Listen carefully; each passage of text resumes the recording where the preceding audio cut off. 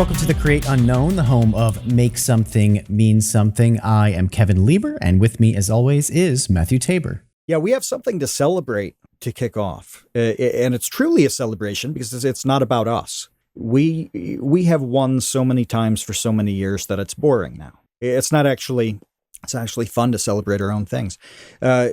We have a success story, okay? And I want to talk about NRM in the Discord, whose channel is Bear Bites, okay? So he's about 2 years into making YouTube content, and he's done exactly what we've really talked about on this show, which is you make good stuff, you keep making good stuff, and you kind of be patient and let it happen.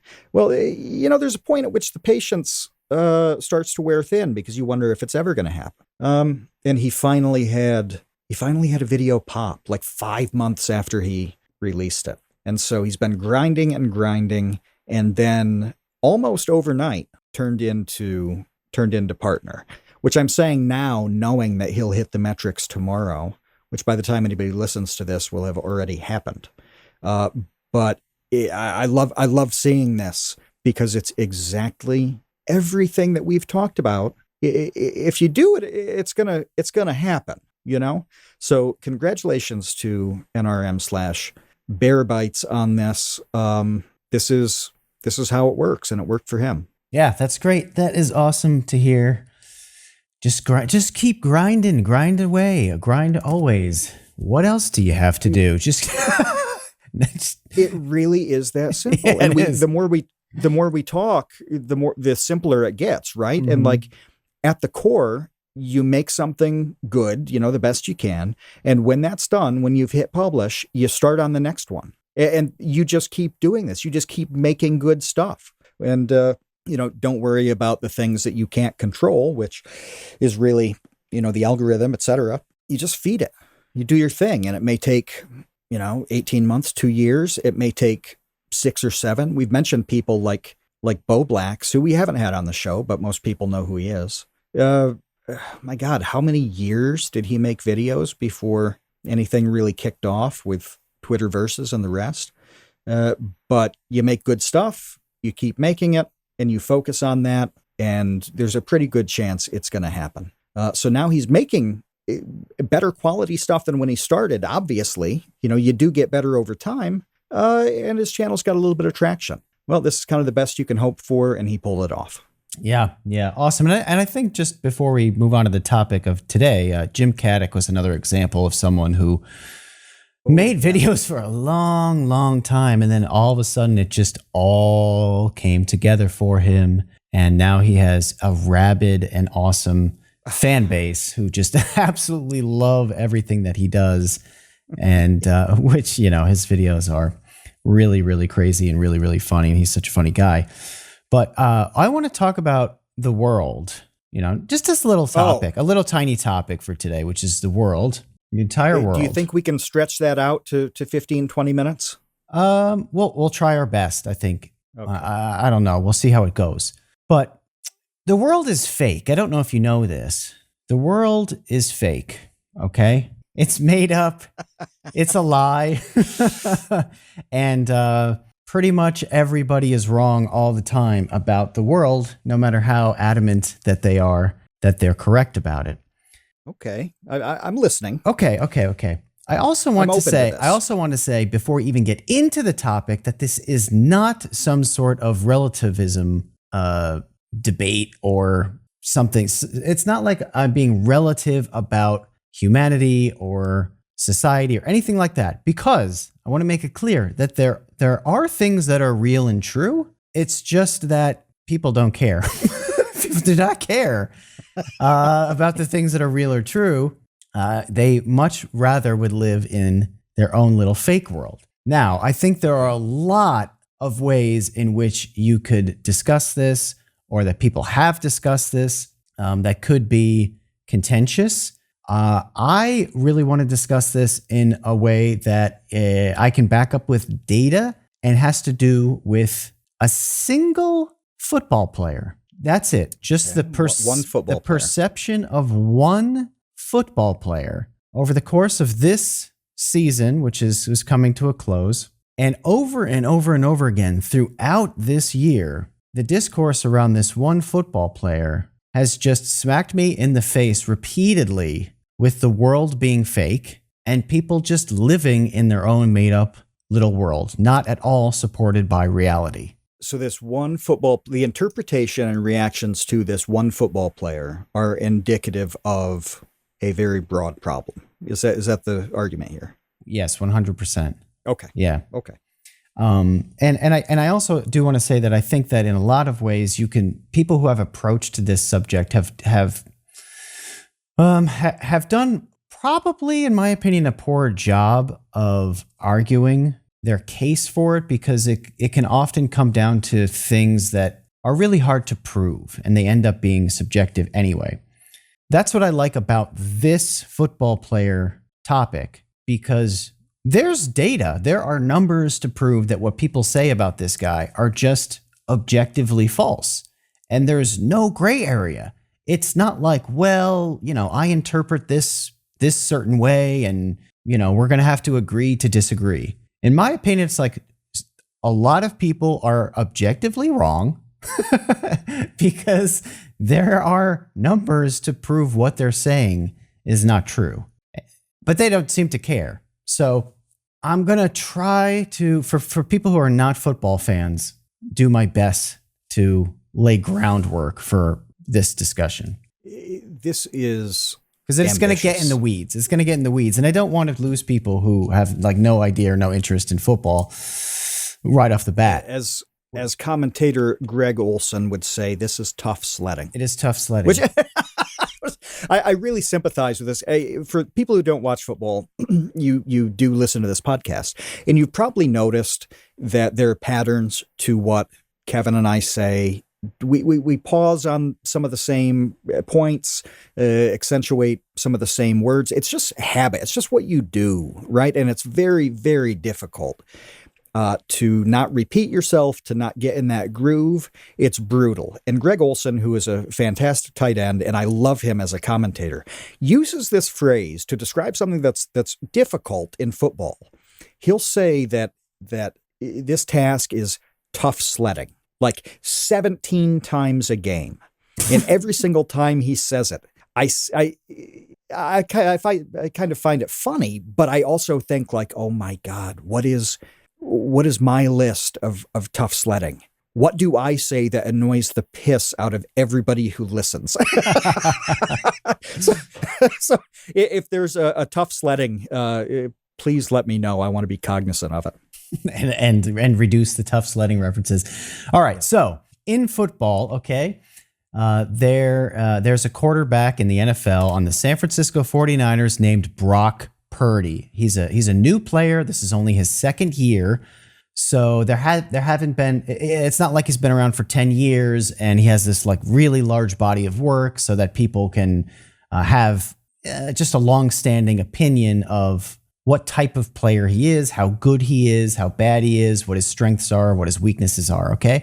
So he's only been around for, well, really a year and a half, because he just started playing like halfway through last season, and then he's played all of this season. Okay, now, people do not respect this football player. They don't think he's very good, this quarterback, this Brock Purdy guy. They don't think that the general perception is that the rest of his team, his supporting cast, the other players on the football team are outstandingly good, and he's just along for the ride. So he's just a guy. You could replace him pretty much with anyone, just plug any other quarterback into that position, and they would perform just as well. They'd be just as good. There's nothing particularly excellent about his abilities to play the quarterback position. This is a general perception, okay? All right, fine.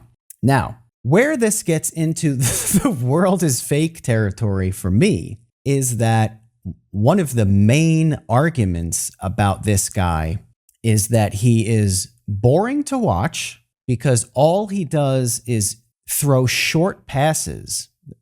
They use the term check down. So in football, your check down is typically a very, very short pass, 2, 3, 4, 5 yards maybe, basically to a running back, to the player who's closest to the quarterback. So you'll have a bunch of wide receivers down the field, far away from the quarterback. I'm really trying to be as basic in this explanation and illustrative as possible.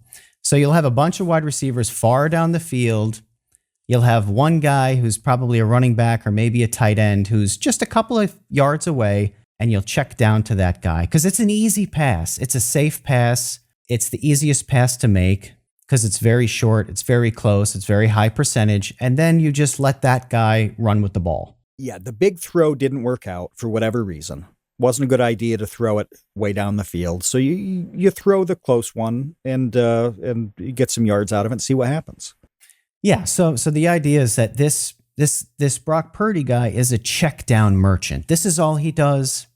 He's not a very good quarterback. He can't throw the ball down the field. He doesn't make difficult throws. He just gets the ball, passes it a few yards to one of the other players, and the other players make some sort of amazing play, okay, that now Brock Purdy is getting credit for, that this quarterback is getting all this credit for being a great quarterback when really he's not. He sucks. He doesn't do anything.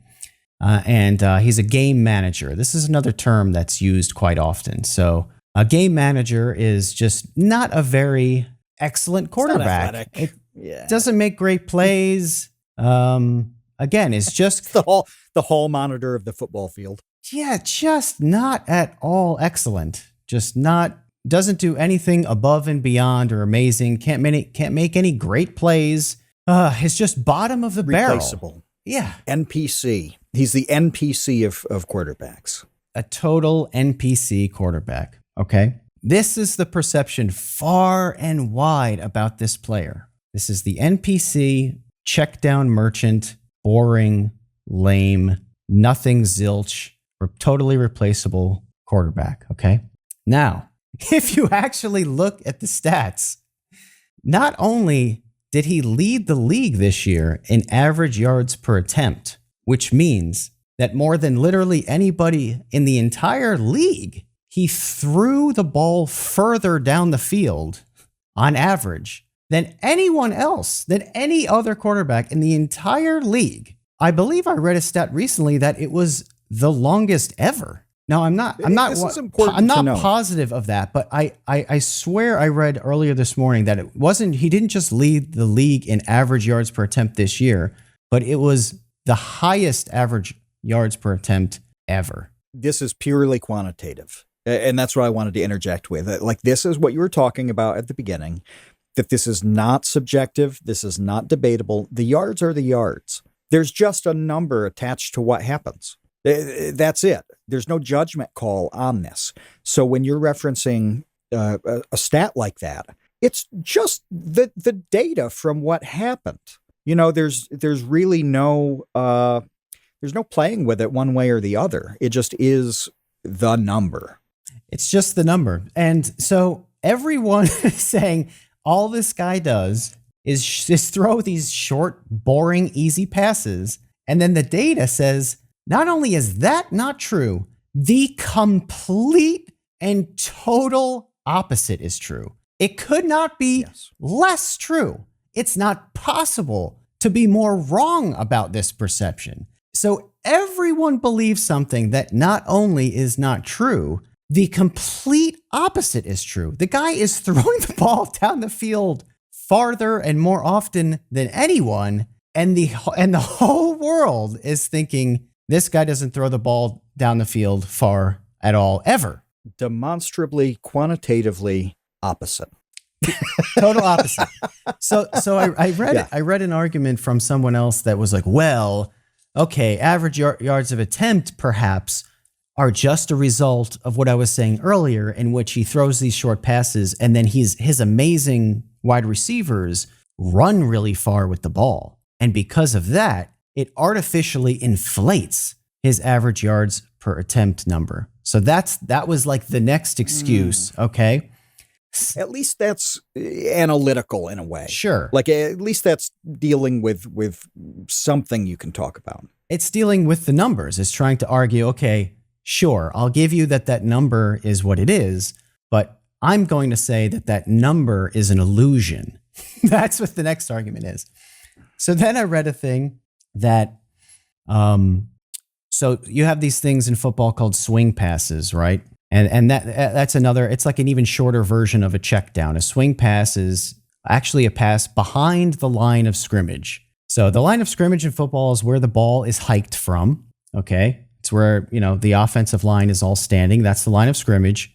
And then a swing pass is a pass behind that line to like a wide receiver. And it's like a glorified handoff, basically. So then I looked at that stat and Brock Purdy, the guy who's this check down merchant, just throws swing passes, had thrown dozens of less passes behind the line of scrimmage than someone like Josh Allen, who is considered the guy who chucks the ball down the field, who is this big arm, big play, like top of the food chain, amazing quarterback, athletic freak, awesome, exciting quarterback. He threw like dozens of more passes behind the line of scrimmage than Brock Purdy, who is perceived as this dink and dunk, nothing boring quarterback. None of the numbers bear the perception to be true. None of it plays out. None of the data works. It's all wrong. And yeah, it's really interesting because you have two ways of kind of finding out what's happened, right? And one is you watch games, and then the other is you actually look at the data. It is remarkable to me that people will just watch a game and take that in and come to some conclusion about what's happened, and never really think about the reality of what happened. That the data and the stats and all the stuff that you're mentioning, where it's like, okay, well, you're watching a thing, but then here's the reality of it. And it doesn't seem to occur to a lot of them that there may be a difference between what you see, what it's like watching a thing, watching somebody who seems dynamic like a Josh Allen, somebody who at first glance may not appear dynamic, but then you look at these quantitative results and develop really a picture of reality. Well, and just to put kind of like a nail in the coffin about this topic when it comes to Brock Purdy not being what everyone thinks he is, because they live in a fake world. In a recent playoff game against the Green Bay Packers, one of the things in which he didn't perform particularly well in that game, one of the things that he talked about afterwards was that the reason he didn't perform well is he wasn't taking the checkdowns. He wasn't taking the easy passes. He wasn't doing that thing. No, he wasn't, because that's not his go-to thing. It's literally not the go-to thing. His go-to thing is to push the ball downfield. He is always trying to make big plays. He is always trying to pass the ball beyond the sticks, to the point where it was detrimental to his team in that game, because he was ignoring the easy passes because he doesn't want to take them. He doesn't take them. He doesn't want to just check it down. He wants to push it down the field. That's his, modus operandi as a football player. And everyone's perception of the guy is the complete opposite. And it's totally fake. They live in a fake world. And it's just provably fake. And this is just one like hyper specific example. You can see this play out in all different kinds of ways across all different sectors for all different reasons. But this one was so interesting to me because I was like, sports allow you the opportunity to like prove in many ways an instinct or an opinion wrong with stats. You just can. That's what's fun about sports, is that you can use stats to back up your claims. There's very little that has quantitative evidence the way sports does. Finance does, right?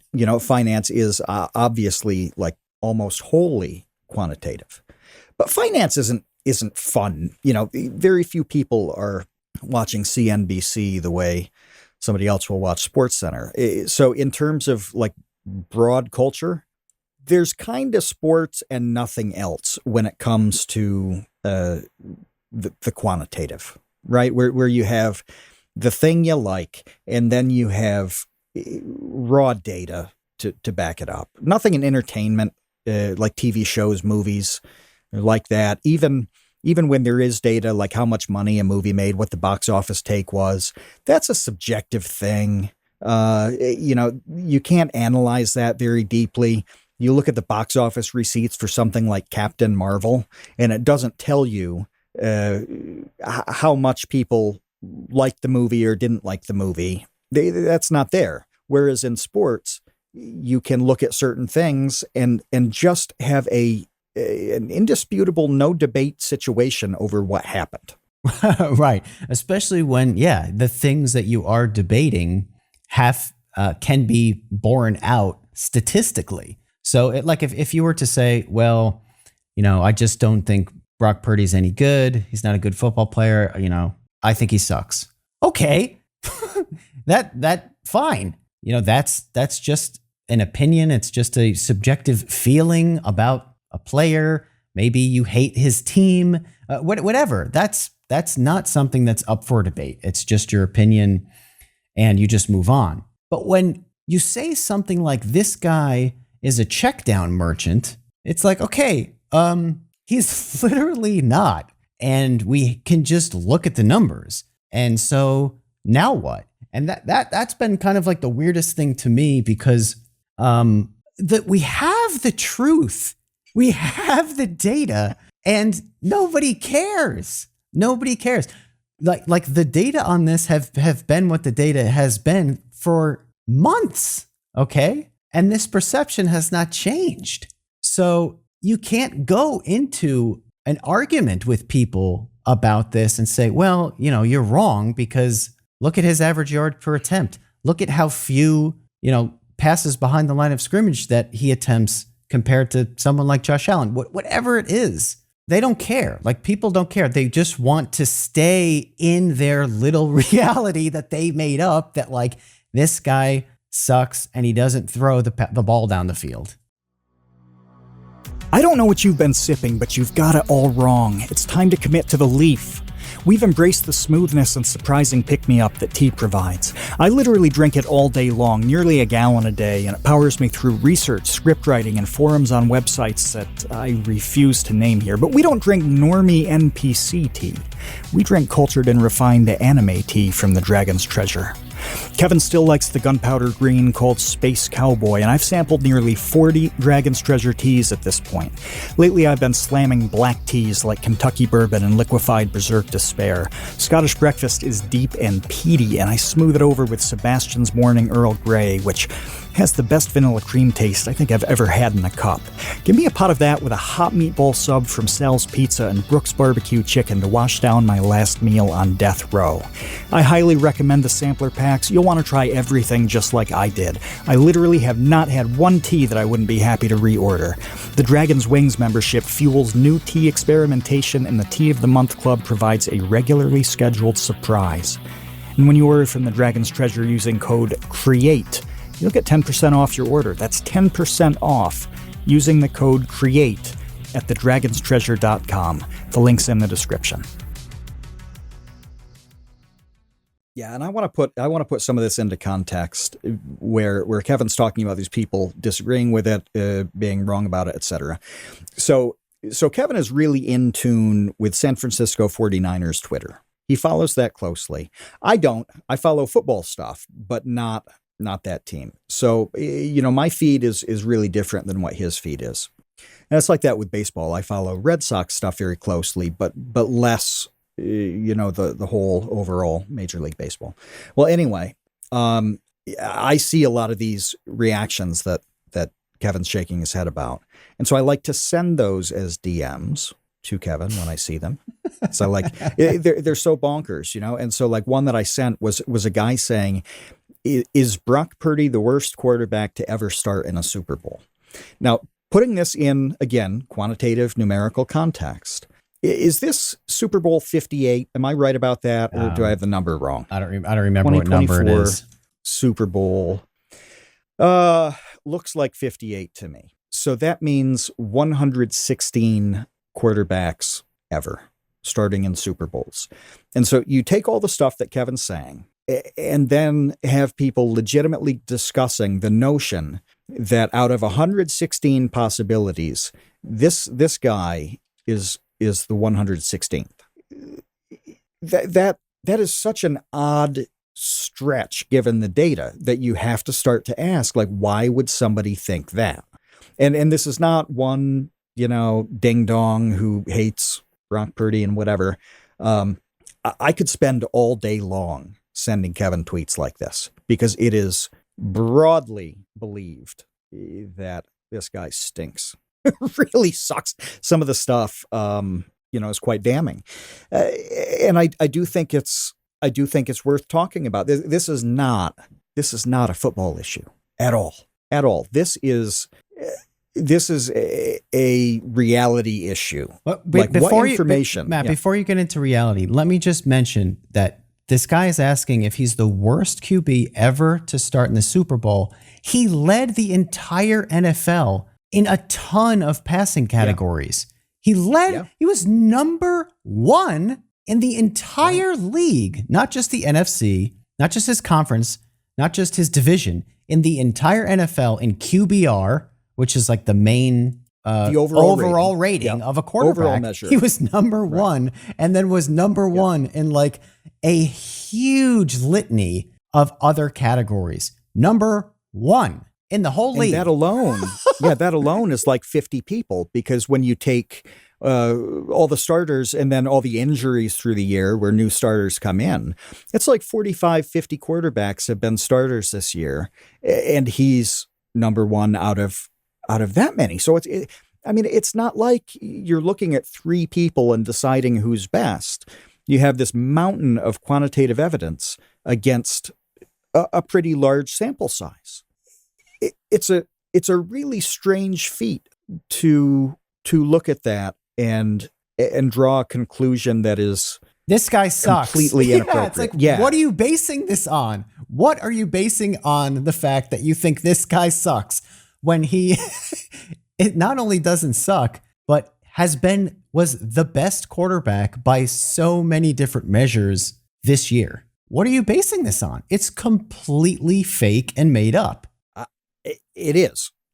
It's, well, that's the question too, right? Is like, how does this happen? How is somebody in a position to make that up, right? That's a really strange phenomenon when it's possible for someone to be so divorced from the truth. And in this case, when it's a quantitative measure, the objective truth, even with those little criticisms like, okay, the yards really are due to receivers grinding out yards after catch and after contact. Oh, okay. Well, there are many other measures that you mentioned that do not depend on anything like that. So how is it possible to have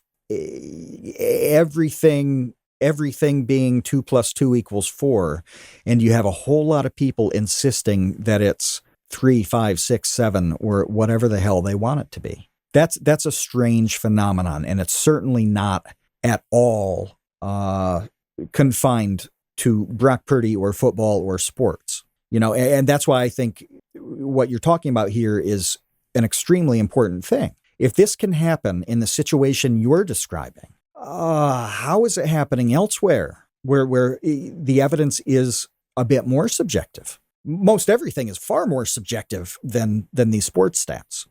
Well, I don't know. And that's why the Brock Purdy thing really, because obviously this is something that I have thought for a really long time. Just, I see it kind of every day where I'm like, all of these people are living in a completely made up world. But it crystallized with the Brock Purdy thing because of that reason. Because I'm like looking at all of the data. I'm looking at all of the numbers. I'm looking at everything you could possibly measure this opinion on.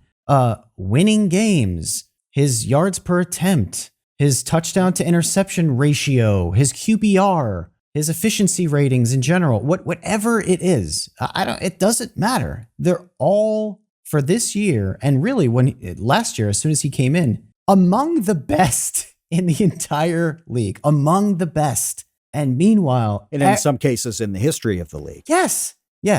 Number one, what he did this weekend in the second half as a quarterback had never been done before. What he did, right, which had to do with like the amount of yards he threw for, the amount of yards he rushed for, no turnovers, whatever. There was like a litany of things that he did in the second half against the Lions in the NFC Championship game that no quarterback had ever done before. And then once again, you get a tweet that's asking, is this the worst guy to ever play in the Super Bowl? And it's like, what are we doing?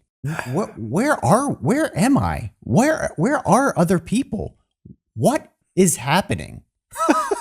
I think it's real. I mean, I think it would be really easy to dismiss everything you're saying as being a sports problem, of fans being overly unkind to the opposition, to the teams they don't like, which I'm certainly guilty of. I love it. I mean, 80% of being a sports fan is taking shits on the people you don't like, especially when it's unfair. I mean, I love to ignore evidence of people doing really well if I just plain don't like them. This is so like we're talking football, but I like doing this in baseball. I mean, I'm horribly unkind to people who do well with the Yankees. Aaron Judge has been fantastic for a while now. I love to degrade that, even though the numerical evidence is against me. Well, it's totally irrational, and there is a component of that. We've ignited a fight in the episode chat, which is great. We have a patron fight where we might have some deaths here. I mean, this is the question that all of this brings up is how is it possible? What mechanism is making this happen? And that is absolutely worth discussing, because, I mentioned that my football feed is very different from Kevin's. We see two different realities being crafted when it comes to how good different people are. I like the Bills, and so Kevin knocked Josh Allen. Well, guess what? My feed doesn't knock Josh Allen. My feed wants to elect him governor of New York, and probably for life. He's saintly in my feed.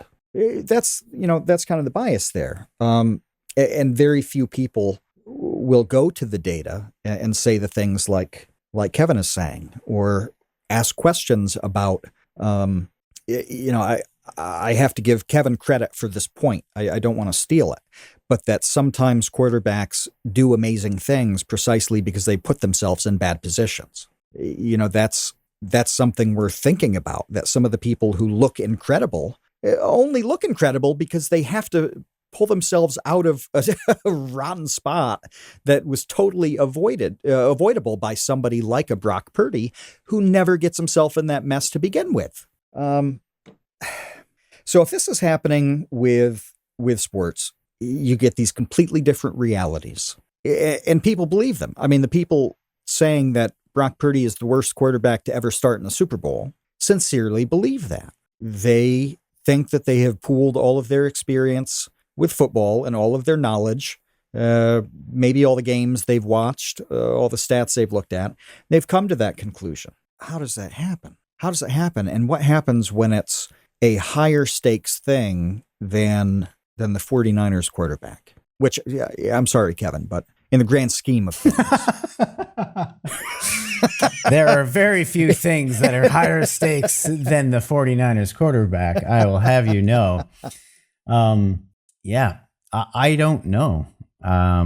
It's frightening to me, and it really is a black pill. It's like one of my biggest black pills. Jagged black pill. It's one of my hardest to swallow jagged black pills, is just how made up so many things are. When they don't, first of all, they don't have to be like that. That's another thing that certainly really bothers me about a lot of the things that people argue over, or they get upset about. I mean, I think I've mentioned this in the past in the podcast, but just the amount of, and yeah, I have the amount of people who kind of, rally, circle the wagons, I guess is the right analogy around things they're wrong about. So doubling down on like entrenching themselves. Absolutely. Yeah. Think like they just made up or they just interpreted a thing wrong. They don't know. Oh man. Cody, Alt History Hub Cody got into a bad argument lately with people over some economic term he was using. I think the economic term was skilled labor. Okay. Oh, I remember this. Yes. Okay. Yes. So he's using a precise term that means a specific thing. Okay. You see this all the time. This is just one example, but this is another thing we'll see all the time are people using specific terms that mean specific things, being bombarded by people making up and misinterpreting what the term is and then arguing about how they're wrong. You see this all the time. And what do you do with that? They don't know that they don't know that skilled labor is not a judgment call in that context. No, right. You may not agree with how it's categorized. You may have gripes about what it is, but it is what it is. It's a certain thing that means this and not that.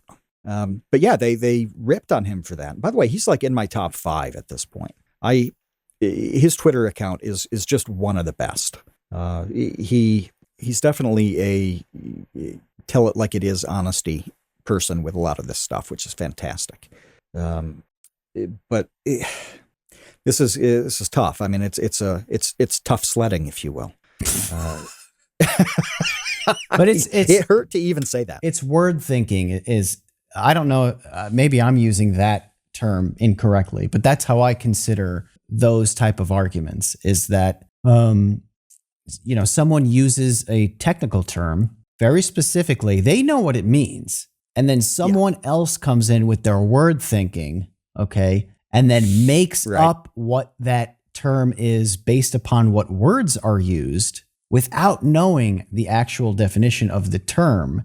And now we're arguing over the words instead of the appropriate use, the definitional use of, an industry or academic term that just means a specific thing. This comes up all the time in policy discussions where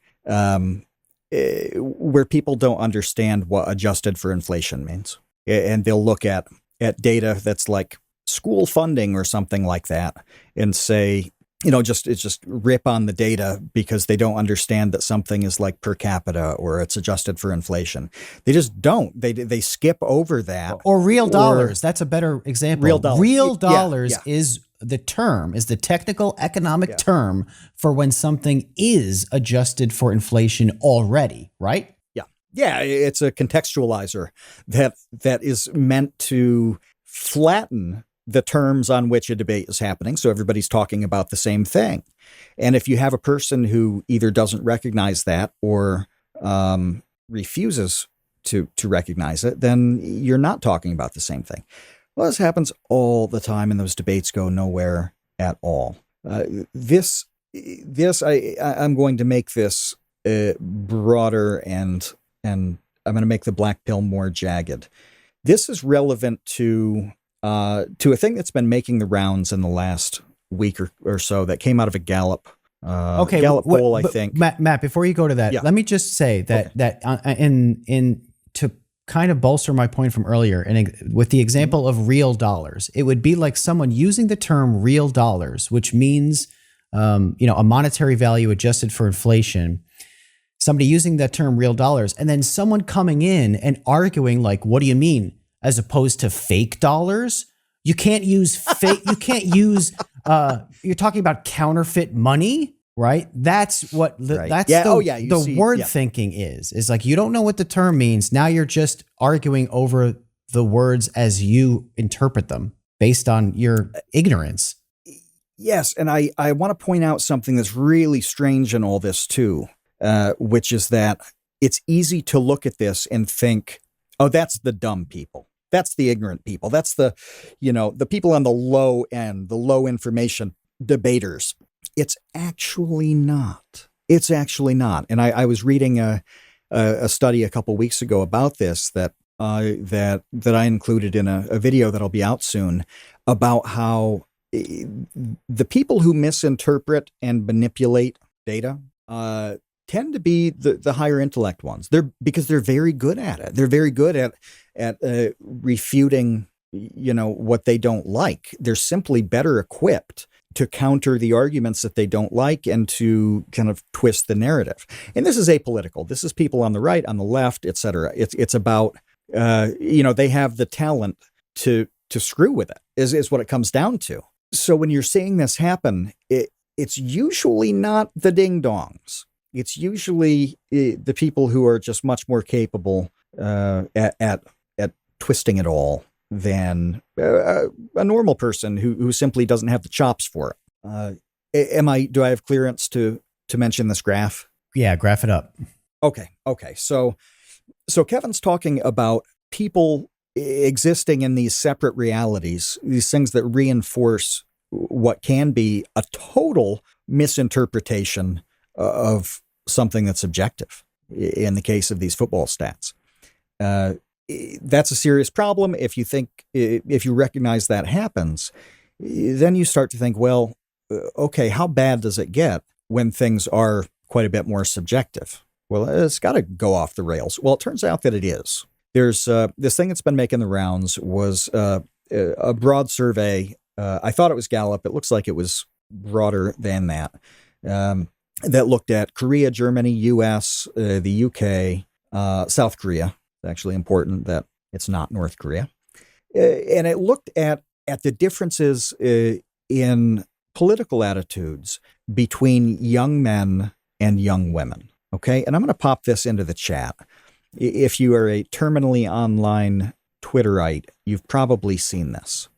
But these show relative changes in really political attitudes. And there's now a major gap in all of these countries between men and women in their 20s.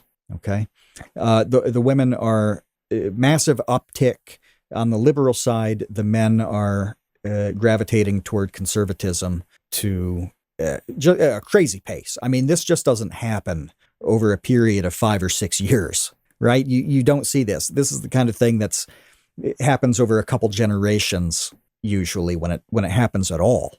It's a fork in the road split. It's that much of a split. Yeah. And when you look at South Korea, which obviously, you can't if you're hearing this, but it is a precipitous dive with men trending toward conservatism in the uptick of women going liberal. There's a huge rift in South Korea. The rift in the U.S. is quite large, not as great as South Korea, and Germany's a little closer than the U.S. But this divergence, this fork that happened seems to have started around 2012, 2015, 16 in most places, is really significant. And it would be reasonable to look at this and say, well, how did this happen? And think, okay, men and women are seeing two different realities right now. My feed on Twitter is probably not what a 41-year-old woman's feed is. The suggestions of things on YouTube, the succession of TikToks that happen are very different. And it seems like this is just men and women. It didn't go into any other demographics, right? So I'm just going with this data here. You could look at this and say, whatever reality these people think they're living in is totally different, and it's changing their attitudes. That's obviously very significant, right? Like that's when you have men and women diverging completely, as opposed to, in the U.S., women have leaned Democrat for a long time now. There's a little bit of a difference, whatever. But like in South Korea, we're talking a difference of like 50 percentage points now, whereas 10 years ago, it was a difference of 5. 35, 30, 38, 40 in the US, whereas 10, 15 years ago, it was 5. Well, they're seeing two different realities and responding differently, cultivating different values and having, wanting to see different changes. Something's making that happen. And it sounds to me, after listening to Kevin go into how that happened with a football player and objective evidence, that how can it not be happening very broadly with the subjective stuff? That's what ends up being the impossible to swallow black pill about all of this, since we are increasingly just living in our own little worlds. And that's what just killed me about the Brock Purdy thing, because it was such a microcosm. It was such a tiny world, just a little tiny sliver of a world in which a huge portion of people living in that world were living in a fantasy. They were living in a complete made up, wrong, provably wrong, objectively wrong world. Mm-hmm. And I'm just like, okay, this is really it's just frightening. The long-term prospects of, I guess, what you would call the downstream effects of everyone's feeds and everything being perfectly tailored to exactly what it is that they already think, right? What they already believe. So like, if you're on the Brock Purdy is a terrible quarterback who just checks it down all day belief, and you like all of the tweets that support that belief, you'll just be served more and more tweets that reinforce Brock Purdy sucks. Brock Purdy sucks. And now you're just in this hamster wheel of Brock Purdy sucks, which is the wrong hamster wheel. That's actually what I have lived. What you just described, I have experienced, because like I mentioned earlier, when I see these kind of ridiculously critical Brock Purdy tweets, I DM them to you. I kind of cultivate that. I find it really entertaining because like the whole thing, I like seeing people's totally wrong conclusions. It's entertaining. Well, and as a friend, you will send things that will annoy me because it's funny. But it's not even meant to annoy you. It's like, can you believe how ridiculous this is? Like that is he the worst to ever start a Super Bowl is so stupid. It's so not even close to reality that you kind of have to marvel at how twisted it is. But as I started doing this, I got more and more of it. I mean, Twitter absolutely knows that out of the football tweets that I see, these are the ones that I send to somebody. And I have a really good Brock Purdy sucks Twitter feed at this point, because now I've been doing it for like 19 weeks, probably preseason too. So probably 6 months. Yeah, before the season even started, where it's like, oh, can he come back from an injury? Was it a one shot, flash in the pan thing? No. So I've had 6 months of showing the algorithm that for whatever reason, I value these insane tweets. Well, I've gotten a lot more of them, and now I don't have to look for them. Now they're just in my feed, and it's great. I sent you a few last night, which, I think kicked off us talking about this today. But I didn't have to search for them. They were just on my feed. I don't even subscribe to these people or follow them. They're just there. Well, they weren't there in August. They weren't there in October. I developed this ridiculous 49ers feed. And it's crazy. I don't deep dive in the good things that you send me, because I don't have to. You always send me a thing and then explain the full context of it. So I don't have to read every reply on a thing. I'll read the original tweet and then you basically tell me the interesting part and why it's interesting. So I'm not engaging with that information nearly as much as I am with the stupid stuff. And now I get a lot of it. The only people that have been positive about Brock Purdy in my feed are sports card people.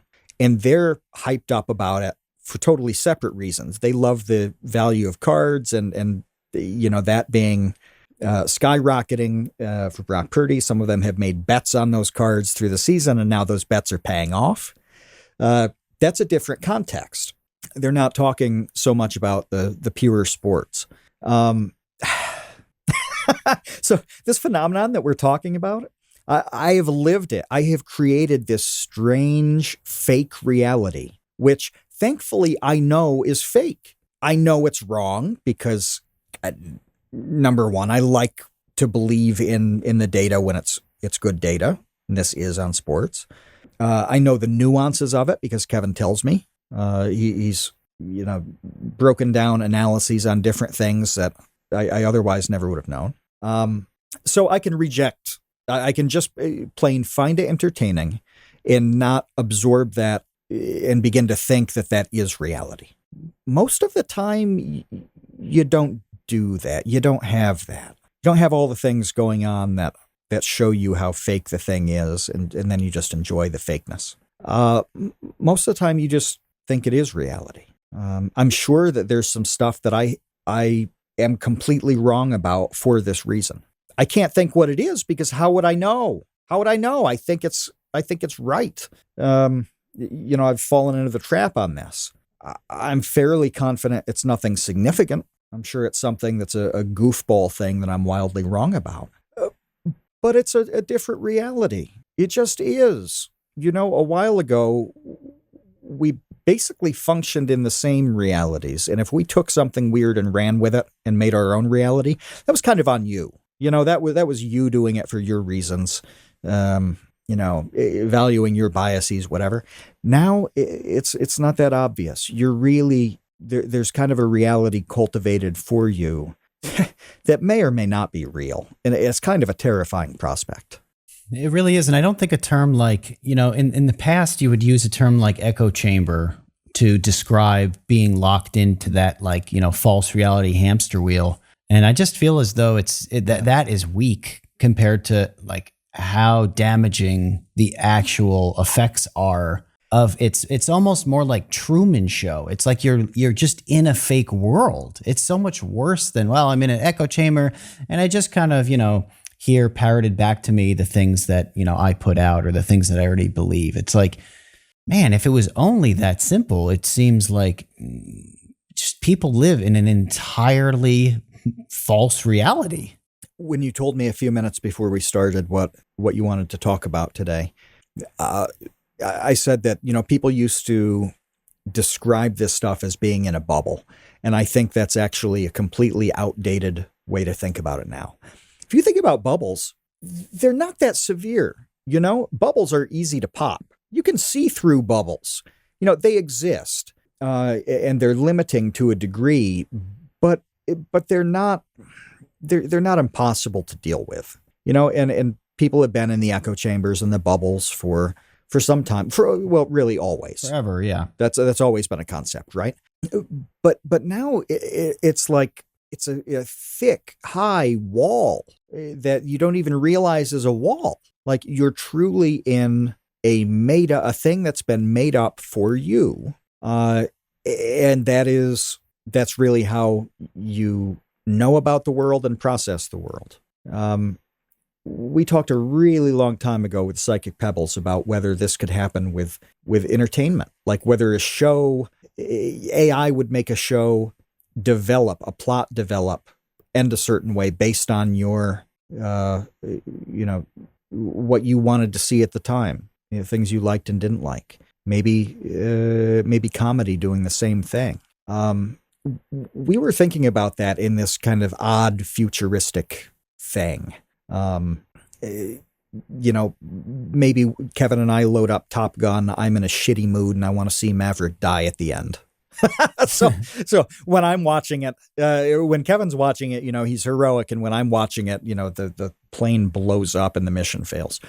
Maybe that's possible. But I think we're actually seeing it already here where everybody's reality is being created and cultivated for them. And it's very hard to make sure that reality is actually real. It takes a tremendous amount of work to make sure it's all real and healthy. That's a really good point, is how much work it is. And I think that is a big part of the problem that we hadn't mentioned yet. So I'm glad that you brought that up. It really is a lot of work. It really is hard. You have to dedicate time to understanding what's really going on. And again, that has been the case with this Brock Purdy stuff. And that's something that you can look into. You can dive into the numbers. You can compare the amount of hit throws that he's passed that are check downs behind the line of scrimmage or swing passes compared to other quarterbacks. But holy crap, that is a lot of work. And it's not something that most people even want to do. It's much easier to just move on with your day and say, yeah, this guy sucks. The end. You do it. You do it because it's like your number one hobby. It's interesting to me. Yeah, that's the only reason I do it, because it's already interesting to me. Right. Yeah. There are things. This is a third rail. But there's a great deal of unreality that exists when it comes to firearms. Okay. A lot of people believe things that are comically untrue. In many cases, physically impossible, like in terms of physics, right? I don't mean body physical, but like they will believe things that just cannot happen in the natural world. Like, I know they're false because, that's an area of interest of mine that I, over the years, have put a lot of time into. But if somebody is seeing it on the surface, or they just kind of stick their toe into it, they wouldn't necessarily know that thing could be chemically untrue or, physically untrue, something like that. It takes a lot. And you put a great deal of time into figuring out the meaning of one sentence. I mean, this is kind of true across the board, that you tend to put hours into something that gives you clarity about what's real and what's not on a tiny, tiny, tiny little piece of information. It's not possible to do that about the whole world. It's not actually possible to do it about very many things. You and I, if we made a list of what we can do this on, it's probably like 5 things long. You can do it on video games. You can do it on football. I've got my own list. Well, how is it remotely realistic to understand the world? So sorry. I'm laughing at the episode chat when I shouldn't. But yeah, so we're talking about these really niche things that don't matter a lot in the grand scheme. So now we take something that's like something really simple and straightforward, like Israel and the Palestinians. Yeah, I mean, there you get 2 very conflicting views of what's happening, right? It's shockingly difficult to know what the reality is. It could be a full-time job, and you're only going to understand a tiny little portion of it. To be honest, the people involved, virtually none of them have an understanding that's very deep of what's happening. There are a lot of reasons for that, but that's how hard it is, right? So, yeah, or Charles Kahn posts a meme about border security, but, this, whatever's happening with the border in Texas, like that's another one where this is obviously very complex. There are competing narratives. Well, what's reality? What's reality? And sometimes you can live it, see it with your own eyes. You can have some experience. But even that is tremendously, if not biased, narrow. It's certainly narrow. My experience in Israel gives me a certain perspective, but of course it's very narrow. It's ridiculously narrow. How is that useful? Well, think about it's not useful. Is it harmful? You and I grew up in the same place, had the same teachers, and have completely different perspectives on which teachers were boners, which teachers were inspirational. Oh, yeah. I mean, that we couldn't have had a more similar experience with 2. That's right. Like completely divergent opinions on what that experience was like. So, I mean, that is a really good indication of what you're talking about. That's true. We had 2 completely different realities, despite being in almost the exact same circumstances. Almost the exact same life. And yes. Has like very different experiences in the same life. And to pull on that thread, how many times have we talked about things where you and I are comically different in all the time? What we value in the world, what we see in the world, and even just looking behind you now, you can tell that your studio there is very chic, well lit. Everything is clean lines. There are no patterns. No, it's really chic and well designed like that. I am in the dark with a Litra Glow, which I love this little light. And I still don't have outlet covers on my outlets. Oh, disgusting. How dare you? Well, the wallpaper's got to happen. But I mean, this is the thing. Like, if you're looking behind Kevin, you can see that his floor is smooth. You can see the light reflecting off of it. There's absolutely nothing that's not like mirror flat. My floor, all the boards are different sizes. They were all hand cut. None of them are flat. There are about 1/4-inch gaps between each board. And the nails are coming out. So I wear moccasins around the house because if I don't, the nails just tear holes in my socks. I love where I'm at. I'm super comfortable with this. I love all the old stuff. Kevin, I think you would tack like 3 stories onto my house if you lived here, just so you'd have something high enough to be sure to die if you jumped off the roof. Wait, I think you would manufacture. What does that mean? I need a suicide door. Yeah. It would just drive you insane to like walk to the bathroom and have a nail rip your sock. You know what I mean? That would drive me insane. Yeah. Yeah, but we have 2 really different realities, despite virtually the same circumstances. And even though we diverged completely for a while, now, if it's on paper, we do the same job. We work in the same arena.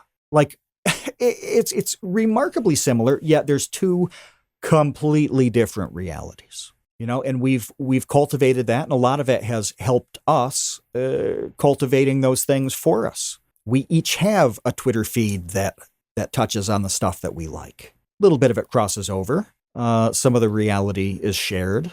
But most of it, the things that are important, the things that are pressing problems, I'm sure they're very different. Going back to that strange graph, if you saw it in the episode chat, and if not, just Google or go on Twitter, like men, women, political differences, graph, something like that.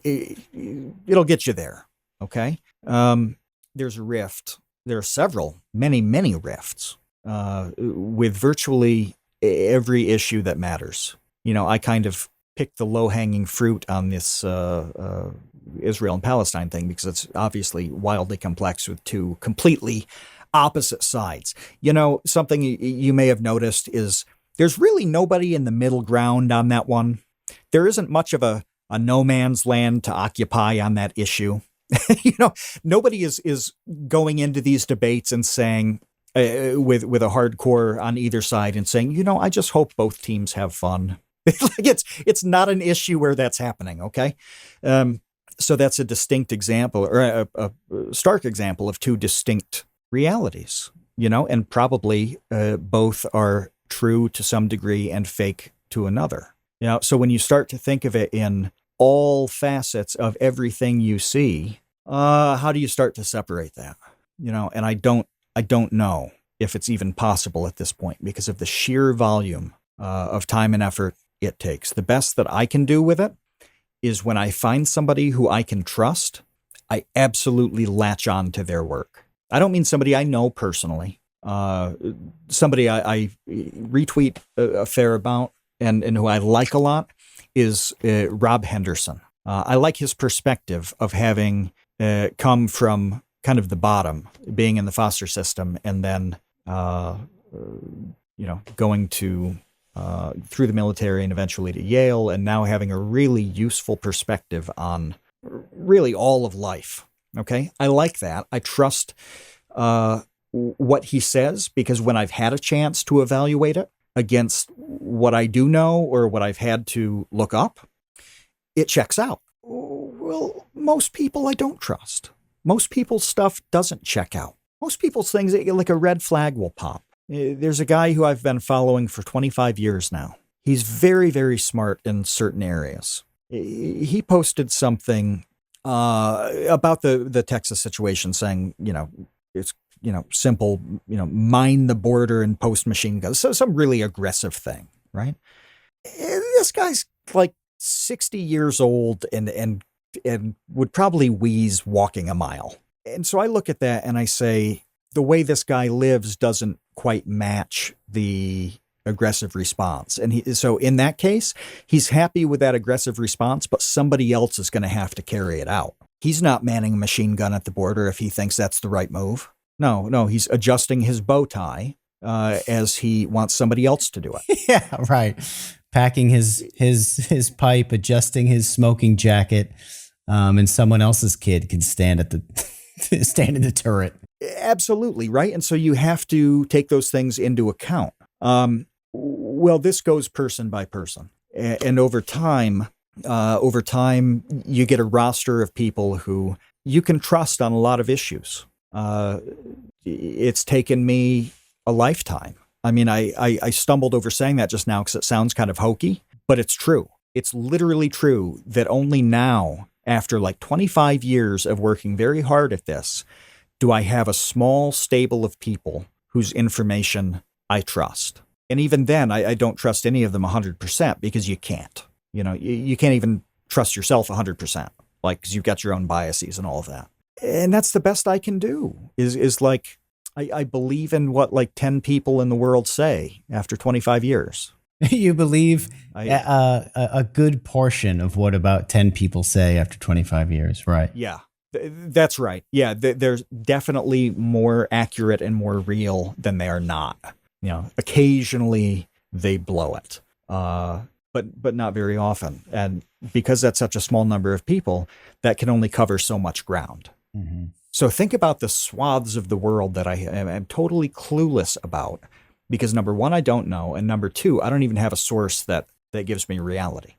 So when something pops on my feed having to do with those things, I kind of have to believe it. I mean, I'm in no position not to.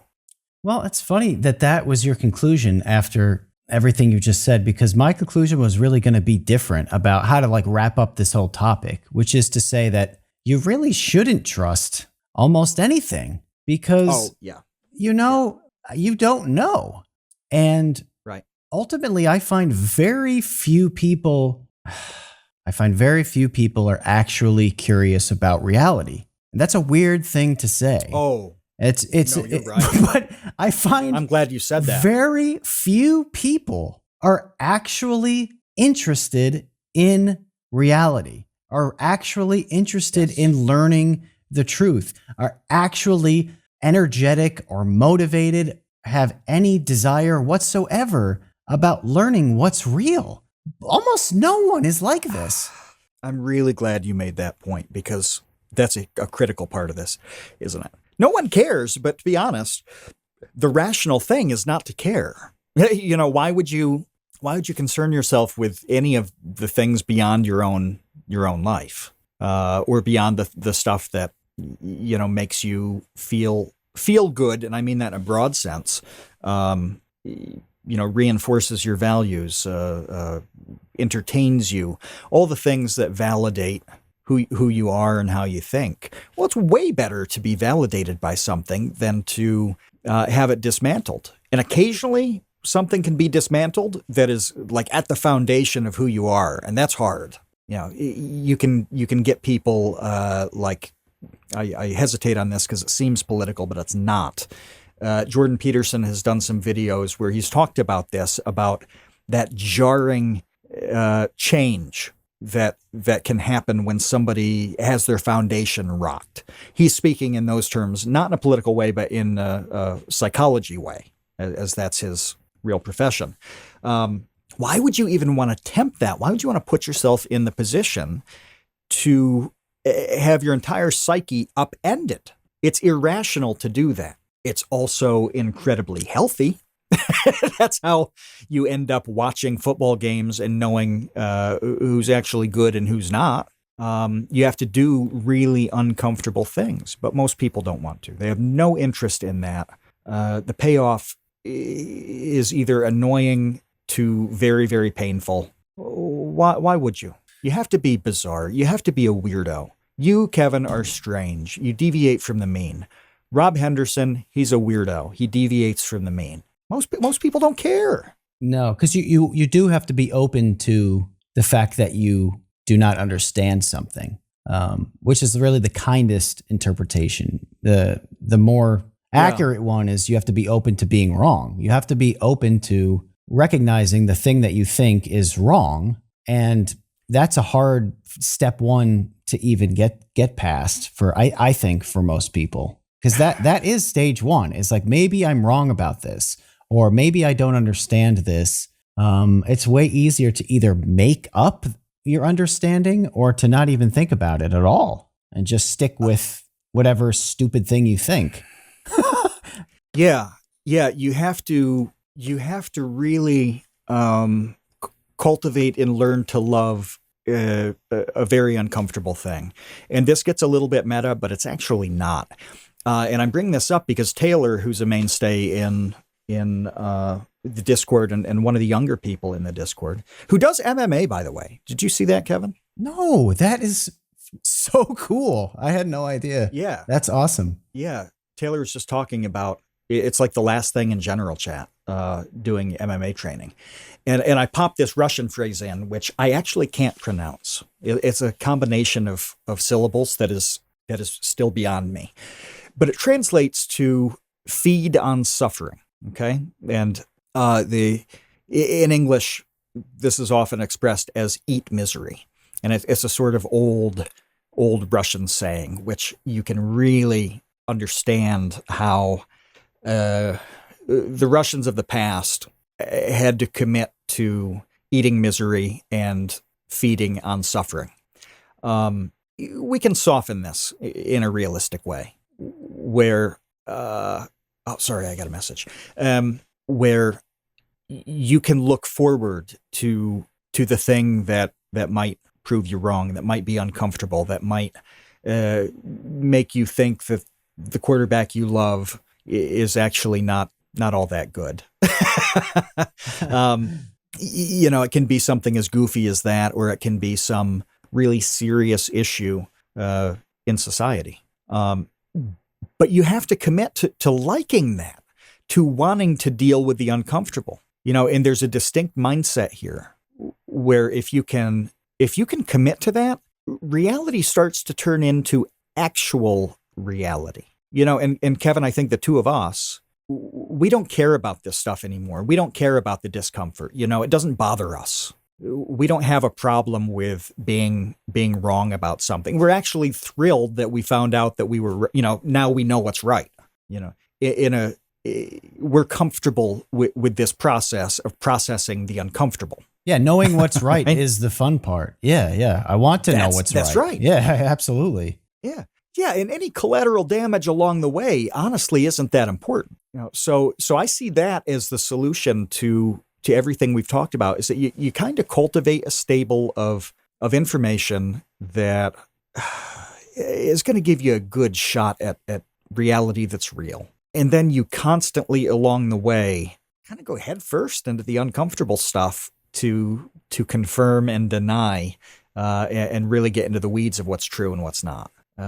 It's a lot of work, and it doesn't feel as good until you get that payoff, right? Like you said, the reality, knowing that is the good part. That's the awesome part.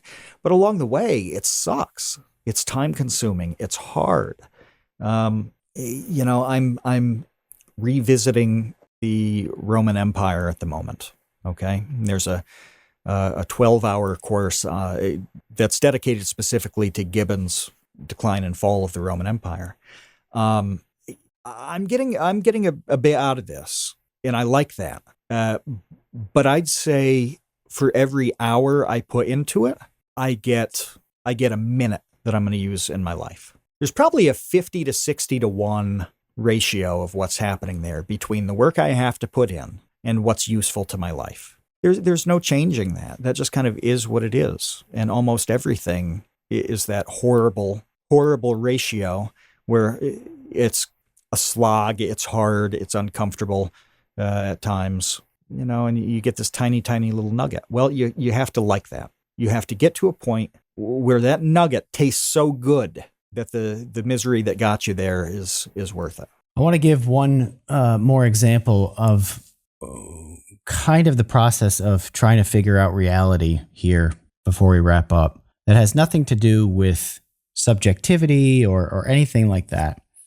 But it is another example of, like, I just want to know what's real. I will ask the question why, whereas, I don't know, a lot of people don't seem to care. Here is a recent innocuous example of this. Okay. So I noticed recently, I've never been a big tea guy, okay? And then recently, I know you're a big tea guy. I'm a tea guy. Okay, tea guy. We haven't actually talked about this, so this is going to be your first time hearing this out of my mouth. There are, not warnings, but basically recommendations, I guess you would say, on tea boxes not to microwave the water. It says on the tea that I have, it explicitly says, do not use a microwave because it will give you like a bad tasting tea or something like that. Or I don't recall the exact warning, the exact recommendation, how it's worded, but it's something along the lines of like, please do not microwave the water because it will not result in like a good product, a good tasting tea, whatever it says. So I read that and I'm like, why? Why can't I microwave the water? That seems stupid. It's way quicker. How can it possibly make a difference? How could it possibly matter? It's just hot water. I'm making the water hot in the microwave, or I'm making the water hot on a stove in a tea kettle.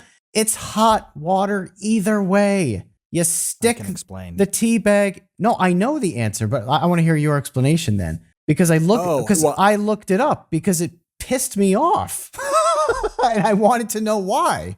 Yeah, and this is one of those things where it takes a fair bit of effort to get to this tiny, stupid little nugget of information. And I hope I'm doing the Dragon's Treasure proud, which I'm still drinking Dragon's Treasure tea. It is so fantastic. Like we've kept the ad read in forever because it's awesome. It is so good. It's more flavorful than any other tea that I get. And I have, not kidding, I have a 10-year supply of tea. When the apocalypse hits, I am going to have tea parties to the last man. It won't be possible for me to go through all that tea. I love tea. But I hope this matches with your explanation. It's really about the exact temperature that the tea is brewed at. Where if you pop water in the microwave, you're going to get it to boiling. It's going to be, 200 plus. And if you look at a lot of tea, it will tell you what the temperature should be and how long it should be steeped for. Now, I will be honest, I do not follow those recommendations. Even with something like a green tea, which is really light and basically burns if you steep it too long in boiling level water, and harms the flavor. But yeah, you'll see that it's like, 180 for 4 minutes. And if you just pop the water in the microwave, it's going to get it up to boiling. You throw your tea in. It may be too high a temperature for that tea. Now, does that match with what you found? That is like a way more. Yeah, that is correct. But that wouldn't sway me. That wouldn't sway me. That's not enough of an explanation for me to change my mind about microwaving a cup of water because it's so much easier. So let me tell you what changed my mind. Okay. When you microwave water, it does not heat evenly at all. Okay. Oh, yes. So yeah, that's true. What happens is the top of the water, like near the top of the cup, will get insanely hot just because of the way that microwaves work. And then it's kind of like gets colder the further down you go in the cup, which means, so first of all, you're right. I guess, a tea bag really wants to be, depending on the type of tea, you want to have a certain temperature because it will extract the flavors from the tea a certain way that is, most desirable or optimal, you would say. Okay, forget all that. Here's a better reason not to microwave a cup of water. the top is going to be crazy hot. So then by the time it's even drinkable, it has cooled down so much that the rest of it is like practically cold. So they're both temperature control issues, aren't they? So in totally different ways. Yeah. So what happens is as you're drinking that microwaved tea, by the time it's drinkable, it's pretty much cold. Whereas if you had heated it up in a kettle or on the stove or whatever, it is heating the water uniformly. It's heating the water evenly so that it cools at a normal, natural, proper interval, and just enjoying the hot tea experience is way better. Yeah, and the steps that you would have to take to nullify the problem that you're talking about, which, okay, you do a round of microwave, you stir it, which, because it's water, it's going to even out as well as anything in the world, right? You can stir it, smooth that out, and then, pop it back in and do that. Or you can leave it in so long that from top to bottom in your mug, it's guaranteed to be stuck at boiling. But you have to do some measure here that's beyond throwing it in for 60 seconds. It's figuring out how long to throw it in so that you do get the consistent thing, or it's doing that stir. It's something. And then it's like, well, does this matter enough to me to bother with this? And I'm a Philistine. I'm a cretin when it comes to tea. I do not pay attention to how long to steep them. And I'm sorry, Dragon's Treasure. I don't follow the instructions. I just like the flavor. I like combining different kinds of leaf, different tea bags. I have an Indian tea right now mixed with a Yorkshire tea off to the side here. It's an odd combo that are certainly at different temperatures. But like that's the question is if I do this right, where I guarantee the temperature is good in that microwave scenario, does it matter to me? And the truth is that it doesn't. It just doesn't. So when I see, and I fought in the tea wars, spending, too many years of my life in the United Kingdom. It's almost offensive when you don't care about tea, when you have no interest in the details of a perfect cup of tea. You're like, no, I just want tea. It's just not worth it to you. And so back to the reality discussion, like we have like 4 different tea realities that you can live in here. The low knowledge doesn't even get it. The high knowledge that gets it a certain way because they're specific about it. The ones who have the knowledge and don't care, depending on kind of what's constructing that for you, you're just going to come out differently. Well, and my point of talking about the tea thing is not to say that, okay, if you continue, if you're a person who microwaves your tea, you're a troglodyte. Like, no, that's fine. If you're fine with that, the way that it is, and you prefer the convenience of doing it that way, or you don't have a kettle, whatever, that's fine. Mm-hmm. My point is at least learn why. Learn why it's telling you not to microwave it. At least be armed with the information so then you can make an informed decision about how to live your reality. At least know where you are. If you don't even get to that step, you don't know where you are. And that's kind of like the general feeling that I have about so much of this, is that I feel like people don't even know where they are. Like, do you really know where you are? I don't know. It's a good question. Do I know where I am? I don't know, but at least I'm thinking about it. It's beyond a good question.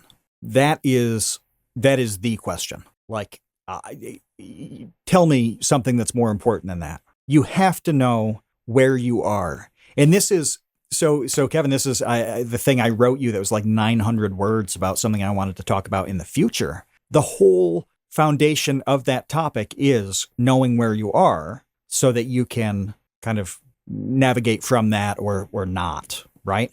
But none of it works at all if you don't have a sense of where you are and often where you're not. I think that fits on the most meta-philosophical level, and I also think it fits on tea. I think it fits on quarterbacks. I think it fits on memes. I don't see how any of that's different. And maybe that's me over-reducing it, but I don't think so. I think it all works the same way. And I can't find one element of anything that doesn't rest on knowing where you are, at least to start. Yeah. Okay. Well, we will get further into knowing where you are and the steps to take to discern that, and then what to do from there next week. That will be our big discussion topic next week. It has been decided. All right. But for this week, go Niners, root for Brock Purdy. You're wrong about him. It's the greatest story in the NFL. So last pick, Mr. Irrelevant. Okay. The last pick in the entire NFL draft is a great quarterback who's in the Super Bowl. So there's no reason to not root for Brock Purdy. That's it. That's unless you're a gigantic Kansas City Chiefs fan, in which case I understand you got to root for your own. Okay, guys. And the counter argument is that he's the worst quarterback to ever start in the Super Bowl. Choose wisely. Choose wisely. Yeah, choose wisely. Live in a fake reality. All right, we're out of here. We'll be back next week. Thank you so much to our patrons for hanging out with us while we record. Go to patreon.com/thecreateunknown, and we'll be back next week. See you, Space Cowboys. Thanks for listening to The Create Unknown. We make this show with the support of our patrons. 100% of that goes directly to keeping episodes going every week, and the recent support has been amazing. Sid Poke, NRM, Venture Addicts, Weezer Good, you all really do make this show happen. Thank you to the Tots and Dumpster crew, old and new, who save tiny little lives every month. Thank you to our grizzled, battle-hardened child infantry. Clemente de los Santos, Dan the Latch, Demetrius Andrews, Erica, Farrakhan, Jen Mefisanti, Kevin Menard, Mikhail Steinke, Monahim, Natsu, Penny Peddler, Risebread, Ryan Kinder, Samuel Manser, Sean S., Sean Malone, and Tom Vidioger. And a tremendous shout out to our elite baby gang commanders: Atrocious Guff, Kat, Dojangles, Graham Robertson, James Gallagher, Jeff Davis, Orange Vanilla Coke, Patrick Pister, TCU's personal pilot, Andy, Ryan Carroll, Baseweight, Vinthos, Yeetus Deletus, Jonas Walter, Nathan Robinson, Jelksies, and of course, Trevstead. You are the elite. Thank you as well to our indentured servants, producer-editor Ben Webster, Minecraft mogul Laterman, Discord kitten wrangler Conrad, and producer emeritus Dan Yoshua. Thanks to Baseweight for use of Created in the Unknown for the opening theme. Thanks to Electro Voice for giving us mics to sound good on top of it. And a special thanks to Main Gear for powering all of our PC endeavors. The Create Unknown is an Unknown Media production in partnership with Studio 71.